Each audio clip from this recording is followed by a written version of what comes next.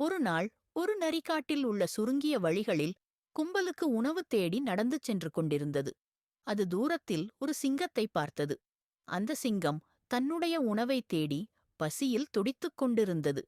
நரி சிங்கத்தைச் சந்தித்து சொன்னது, நாம் ஒருவருக்கொருவர் உதவி செய்யலாம். நீ துணிவானவன், நானோ புத்திசாலி. சேர்ந்து தேடி பார்த்தால் நமக்கேற்ற உணவு கிடைக்கும். இருவரும் இணைந்து முடிந்தவரை ஒற்றுமையாக செயல்பட்டனர்.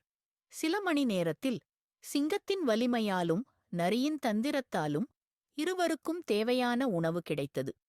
இதைப் பார்த்த மற்ற மிருகங்கள் கூறின, துரோகம் தவிர ஒற்றுமையே முன்னேற்றம் தரும். அதன் பிறகு அந்த பிரதேசத்தில் ஒற்றுமை முக்கியத்துவம் பெற்றது. கற்றல் ஒற்றுமையே பலம்